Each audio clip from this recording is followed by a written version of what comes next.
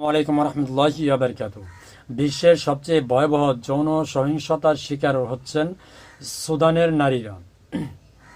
সুদানের যুদ্ধ ভোগাচ্ছে নারীদের, তারা শিকার হচ্ছেন বিশ্বের সবচেয়ে ভয়াবহ যৌন সহিংসতা ও অন্যান্য অপরাধের, যা ঘটছে দায়মুক্ত নিয়ে এক সময়কার মানবাধিকার কর্মী ও বর্তমানে সেনাবাহিনী সমর্থিত সুদান সরকারের সমাজ কল্যাণ মন্ত্রী বার্তা সংস্থা এএফপিকে এই কথা বলছেন।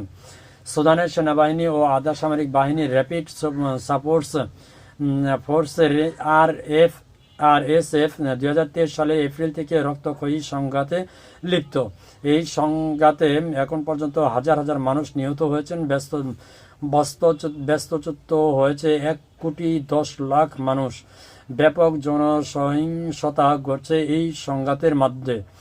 সেনা সমর্থিত সরকারের সমাজ কল্যাণ মন্ত্রী সুলাইমা ইসহাক আল খলিফা বলেন, লুটপাট ও হামলার সঙ্গে নারী নির্যাতন ঘটছে অহরত।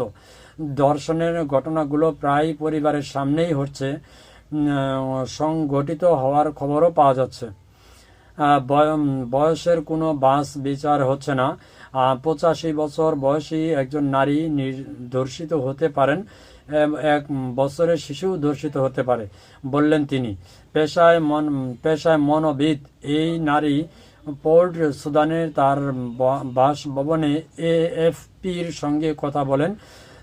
নারী একাধিক প্রতিষ্ঠায় দীর্ঘদিন ধরে সুলাইমা ইসহাক সম্প্রদায় সরকারের যুক্ত হয়েছেন।